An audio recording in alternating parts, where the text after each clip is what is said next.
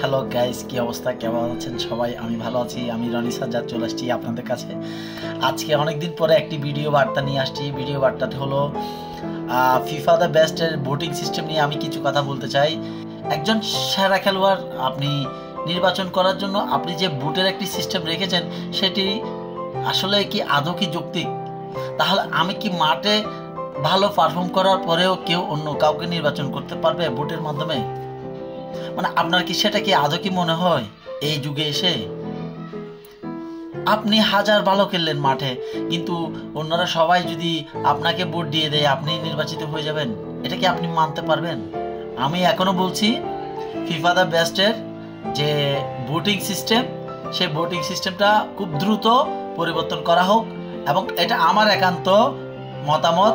আপনাদের যদি মনে হয় যে না, এটা পরিবর্তন করা প্রয়োজন, তাহলে আমার ভিডিওটি অবশ্যই শেয়ার করবেন। কিন্তু আমি কেন বলছি এটা হচ্ছে FIFA the best, that's mean এটা হচ্ছে মানে বিশ্বের সেরা খেলোয়াড় এই মুহূর্তে, কিন্তু এটা তো বিশ্বের সেরা পছন্দের খেলোয়াড় না। আমার যদি এটা ওখানে বলা হতো বিশ্বের সেরা আপনার পছন্দের খেলোয়াড়কে, তাহলে আমি এটা ভেবেচিন্তে একটা ভোট দিতাম।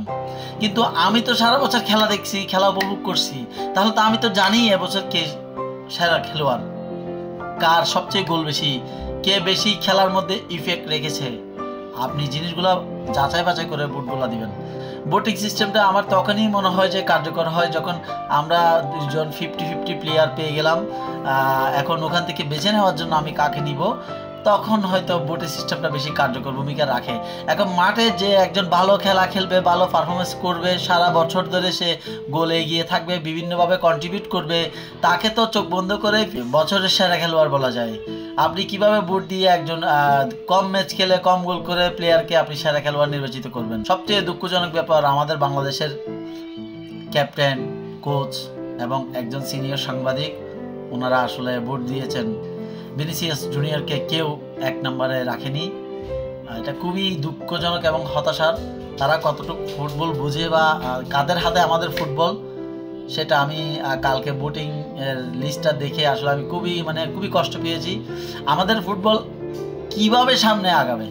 এই ধরনের মানুষের হাতে যদি আমাদের ফুটবলটা আটকে থাকে, তাহলে ফুটবলটা কিভাবে সামনে আগাবে? আপনারা আমাকে বলুন। অনেক কথা বলে ফেলেছি, সকলকে অসংখ্য ধন্যবাদ। যদি ভালো লাগে ভিডিওটি শেয়ার করবেন, কারণ আমি চাই পরিবর্তন, যোগ্য ব্যক্তি যোগ্য পুরস্কার পাক, সেটাই হচ্ছে আমার চাওয়া পাওয়া। আল্লাহ হাফেজ।